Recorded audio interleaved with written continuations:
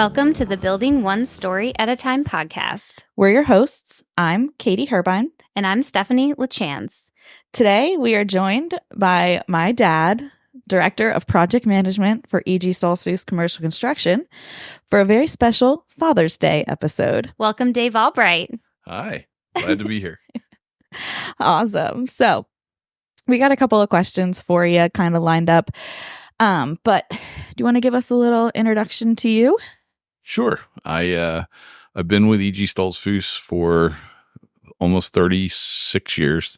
I started in March of 1989, and I started out as a field manager and working on, on the sites, building homes. And around 1991, just a few years after I started, the company made an effort to begin more of commercial construction. And so that was where my background was in the construction I had done before I started with EG, and it seemed like a natural fit, and it grew from there. I was going to say, you've been with them my whole life. Yes. Mostly my whole life, too. Yeah, I grew up in an EG house, so I say I was raised in the business, literally in the house. Yep. So, all right. So you gave us a little bit on your background in construction, but I know you had always said you started as an electrician. Was that even with EG, or was that? That was, I started, so I went to college for a year out of high school, and I went for computer programming, which. That's what Mom went for. Well, that was a long That's time so funny ago. to see. But anyway, I came home from college with a lot, a year's worth of college debt, which even at that time wasn't a ton, but it was something. And I was looking for a summer job, and an acquaintance, his father owned a construction company, and I asked if they had any summer jobs. So he said, why don't you come out and we'll talk and see what might work. So it was the decision for them between having me be a plumber's helper or an electrician's helper. And they put me with the electricians, and I never went back to college. I liked doing what was satisfying at the time. I mean, was a paycheck, number one, which was nice. But also it was nice to see the results of what you did, like put a light in and connect the wires to it and turn the switch on, and you made the light work. So that was fun. Cool. That's awesome. That reminds me too, now when we do projects at home, we always say Dad has an observation chair, and he's gonna at the end of the day he's gonna clean up the job site, and he's gonna sit in the observation chair and look at what he's done. Enjoy the fruits of your labor. Yeah. Yep. I think that is one of the really cool things about working in the construction industry, is that you do get to see the results of your work come to fruition. Yeah. And what were you doing on site for EG when you started with us? When I started, we did, at that time, EG had many developments going, just like they do now, but they were spread out over different counties. So I was a development guy, they called them. So I was in charge of a couple of different developments. For those of you who know EG and the history, some of those were Hayward Heath, trying to think of a couple others. But they were projects that were, what's that? The Brickyard? The Brickyard. That's where the house was that we grew up in. That was an interesting transition. That was about 2 or 3 months after I started. They said, "Hey, we're gonna shift you, and you're gonna take over the Brickyard." And it was just so happened that we were about ready to start building our house. So I got to manage the construction of our home, which was really fun. Awesome. Yeah. So, I was a development guy. Drove around in a van. So you skipped the mud boy phase? I did. Recently found out what a mud boy was. Please elaborate. I have no idea what a mud boy is. Dave, you probably know better than me.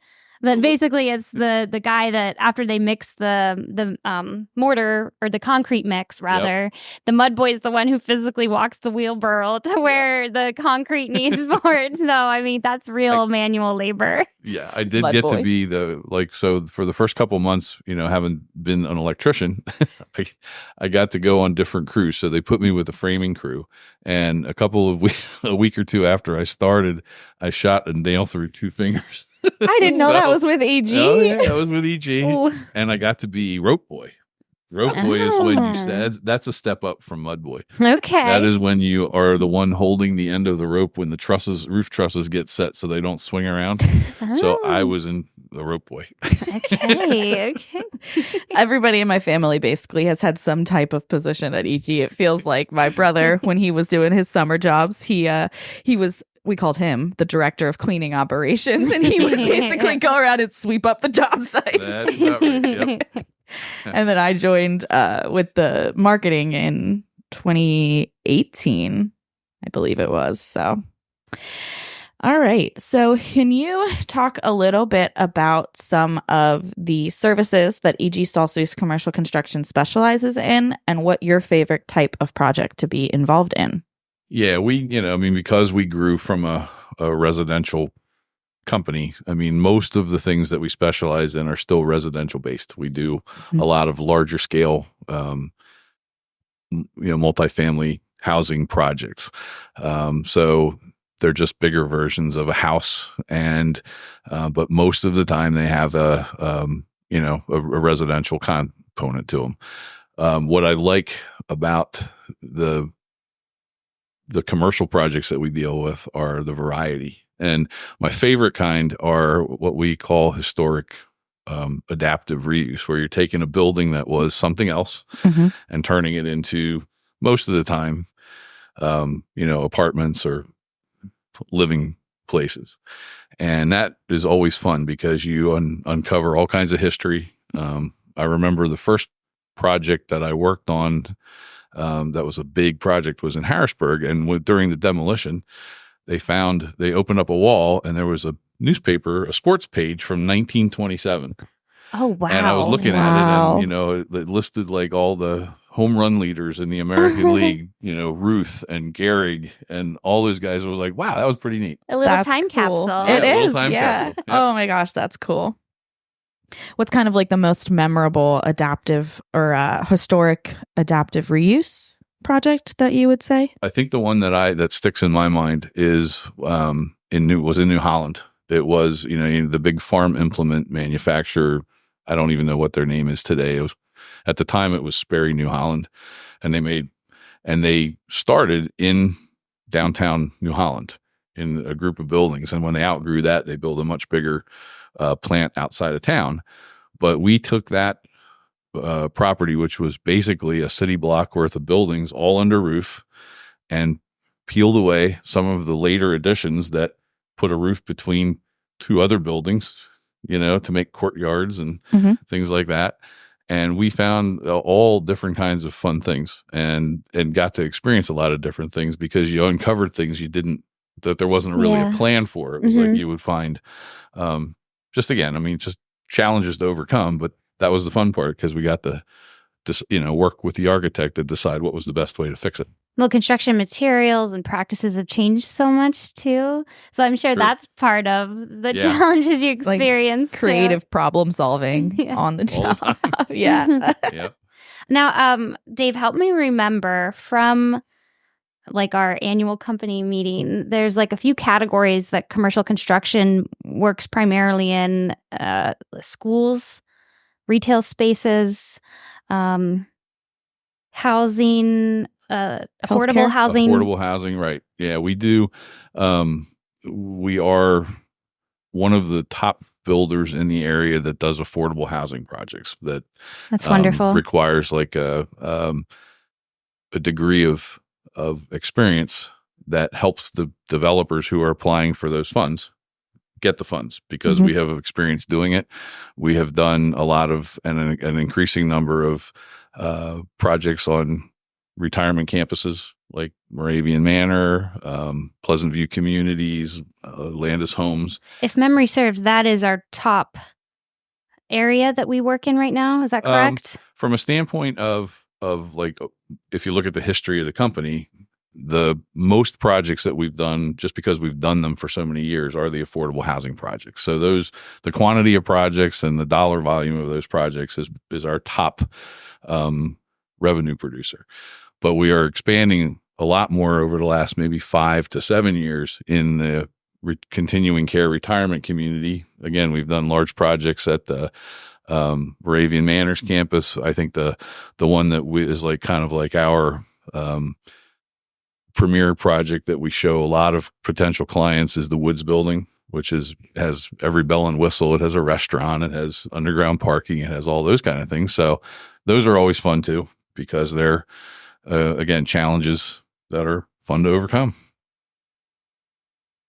Makes me think of when I wasn't in the business and we would drive around and you'd point out some of the hold on, we're going to take a little detour. We're really close to a project that we're working on. You see that building over there behind the 3 other buildings? That we built that project. Okay, good. So I'm not the only one who does that to their family members. Well, tell us a little bit about what's different in the commercial construction world than in the new home building industry. Yeah, for sure. I think probably the biggest difference is, on most of the commercial construction projects, you're collaborating with a much wider range of professionals. So you have, like in home building, EGStoltzfus decides what product they're going to build. They're going to decide what it looks like, what the floor plan is. They're going to decide almost everything about that home they control. With a lot of the commercial construction projects, there are architects involved, there are engineers involved, there are the customer, who we're building for. So it's working collaboratively among a much wider range of people. And that, again, that has its own challenges, because you can't just do what you want. Yeah. Can you discuss a little bit about how contractors and some subcontractors collaborate on commercial construction projects, and what challenges arise from these collaborations, or benefits even? Yeah, one of the things that happens most of the time is, an architect will design what they feel is important in a project, and then it will go out and get priced, and almost always it's over budget. So one of the things that we work with our subcontractors and vendors on is finding value, maybe different products that provide the same end result, but at a better price point.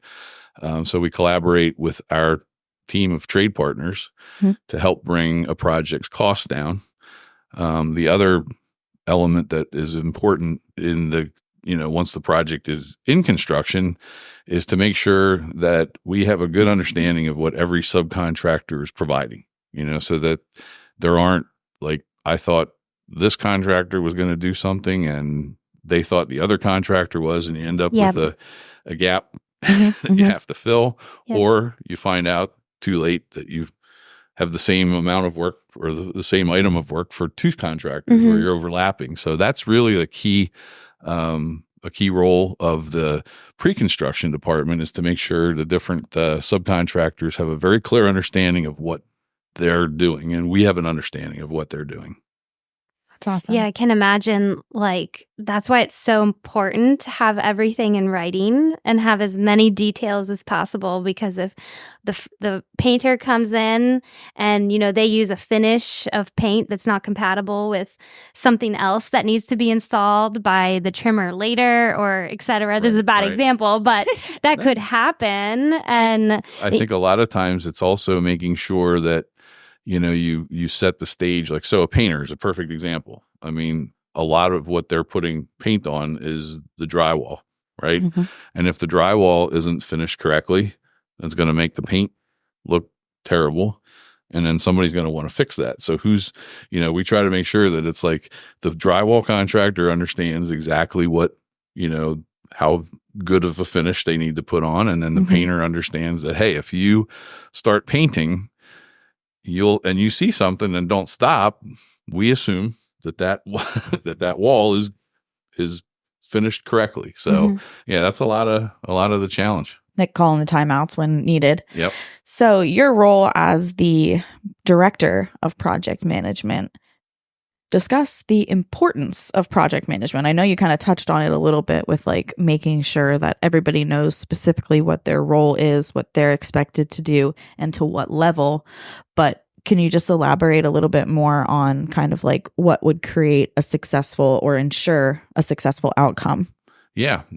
For a lot of the one of the primary roles of the project management is really to keep the owners and the owner of the project informed of how the project is moving ahead. So if there is something that comes up that might involve additional cost, we're working on the site work and we hit rock, or other things that couldn't be foreseen, making sure the owner is aware in a timely fashion of, what the item is, what the potential costs are.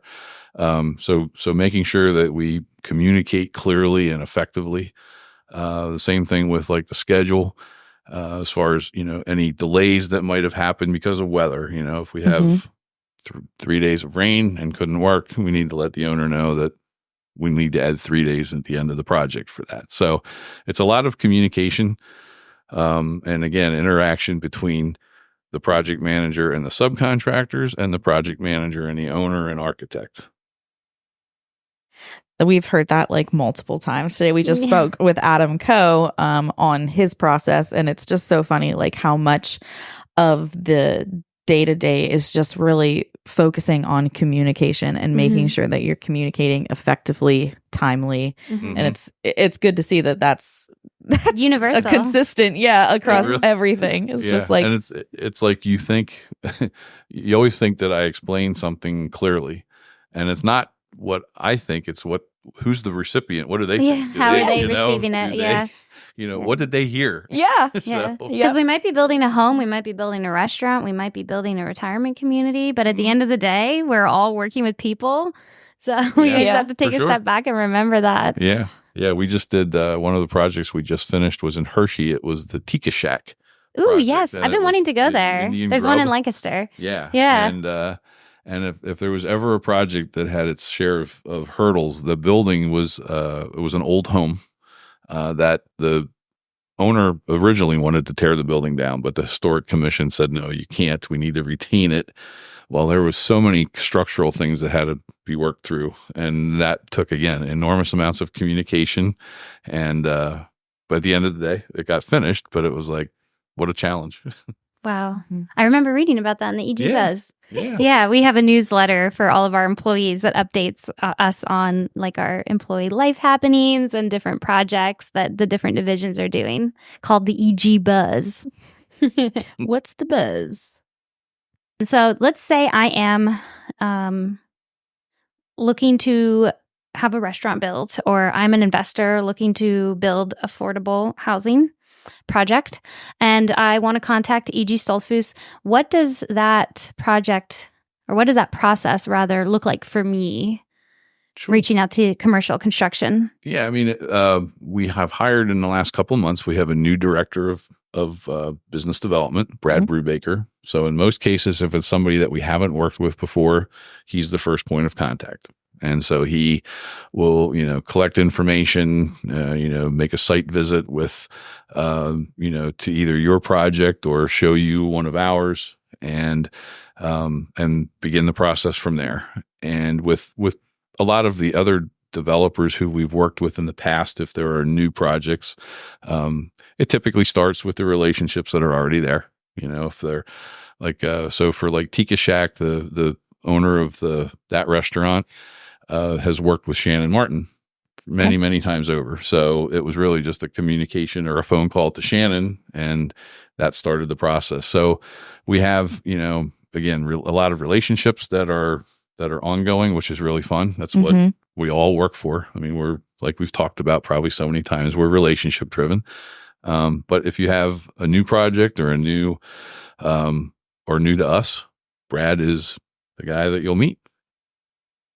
And then how about once the project gets started? So would I be working directly with you, or would there be like other team members involved as well? And what does that breakdown look like? Well, we have, we have a couple different departments. We have the pre-construction department. So once a project is kind of like in the design stages or in the development stages, most of the time you'll work with our pre-construction team, and that's Hans Brubaker leads that group. And we have, besides Hans, there are 3 other estimators or pre-construction managers that work on different aspects of the building. And then once the project moves through design and is ready to start construction, then you'll work with our department, the project management department, during construction, And we work again. I always said one of our goals or one of our main roles as project managers is to kind of pave the way for the field team, making sure that everything, like kind of like being a nurse in an operating room, you have to be able to hand the right tool to the doctor or the surgeon when it needs to be there. So that's what we really focus on, is trying to make sure all the stuff that needs to be ordered is ordered in time. Everything is ready to go. And then after construction, you'll work mostly with our site team for like during the warranty period. If there's, something that needs adjusted, a door rubs or something like that, we have a site crew that come back and fix it. So you get to visit everybody, meet everybody. Awesome. Again, sounds like a great team approach. I'll tell you what, I was, looking through the different things we were going to talk about. It's like, I know the last question is what's the most exciting, but now's a good time to talk about it. Yeah. Yeah. Like the most exciting thing to me is seeing a team that is functioning like our team does. A great group of people, and like I've said, being here so many years, it's a family. Yeah. It really is. And that's what excites me about the future. Oh, that's awesome. Yeah. That is awesome. And I think it's cool too, like, since you have been working a lot in like residential commercial buildings, like you mentioned the Pleasant View Communities neighborhood, or what would you call it? Pleasant View Communities job? Yeah. I mean, the particular job we're working on with them, we actually have two. One is the cultural center, which is going to be the home of the community library, and also basically a large gathering space for like receptions and things like that. And we're going to be starting a new project, which you guys have been helping us with, the Hoffer Farm Hershey Track Cottage. Hershey Cottages. Sorry. Hershey Track Cottages or Hershey Farm Cottages. Hershey Farm Cottages. Hopefully that project is going to get started in another couple months, and all of the collaboration there to put together all the colors that they want to use inside and outside. So it's a lot of work, but it's fun. Yeah, it is. It's been fun to like working more closely with you as my dad, but also now like as a professional. Like sign off. I'm like, love you, Dad. Oh wait, there's like 6 other people on this email. Crap. Yes. We're always starting a text with, all right, a work related question. Yeah. I'm like, I can't do work right now. I'm tired. How are you? I have a question for Katie. Katie, is there any childhood memories you have of your dad and his role at EG, or just in general, him being in the construction industry?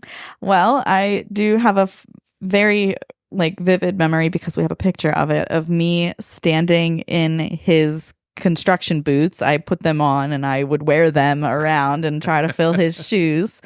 But maybe not so much like with EG, but just how much we've been involved with doing projects around the house that you guys bought in 2007, and now the house that I live in the city, where we're doing some remodeling, and just getting to kind of experience the pride in your work, and like being able to say like, look what we did. Yeah. That's fun. I mean, I never, it's fun, as a dad. You're going to make me cry. Oh, stop. This is what I wanted. We're going for it. No, it was what has been so rewarding for me and fun for me is seeing you find a passion. Yeah. And it just happens to be with the same company that I work for. Yeah. I mean, you working here is like, you enjoy it so much. And I think that's so cool. Yeah, it is. And she's really killer at it too. Yeah, she's great. Oh my gosh, you guys are the best. No, it is really, really fun. I don't feel like I work at all. Everyone's like, you have the best job ever. I'm like, I really, really do. I can't even disagree with you. We do have the best job, Steph and I. And it is so relationship driven, and it is fun to be able to like, we were talking with Adam earlier today about how sometimes you get into like that decision fatigue, and how do you get the client out of that? And I feel like it comes back to just kind of like, just break the tension, like crack a joke, make them laugh, make them forget what they're doing. And I always feel like my dad's given me a good sense of humor. We're always joking around. So I think you have his laugh too. I think the thing that you'll find fun now, I mean, so you've been design studio consultants now. I mean, the design studio is what, about 5 years or 4 years. Coming up on 5 years. We're on 4 years. Yep. So what should be fun is like, if, the longer it goes on, you'll have repeat customers. Yeah. That'll come back and they'll remember you. I mean, that's really rewarding. Yeah. How was it when you lived in, when we were living in the Brickyard, and that was a project that you had kind of like taken the lead on? You were like the development guy is what the site guy. So when we were living in that neighborhood, it's not a memory that I have, but like, were there neighbors that knew you just because you worked with them on their job? And like, yeah, I mean, the Brickyard had a few different builders, so there weren't, it wasn't exclusively EG homes. Okay. But the ones that we built for, that, yes, it didn't matter sometimes what time of day or night was. If there's somebody had locked themselves out, it's like, I would knock on the door. Could you help me get back in? Things like that. But yeah, I mean, so it was fun to have them as neighbors, and also as, people who you had built their home. Different relationship too. Yeah. Well, thank you so much for joining us, Dave, on this episode of Building One Story at a Time podcast. And we just want to say Happy Father's Day to all the fathers out there. Yes. Happy Father's Day, Dad. Thank you so much. I love you. You too. All right. Thank you, everybody, for joining us this Wednesday, and have a great week, and join us next time. Bye. Bye.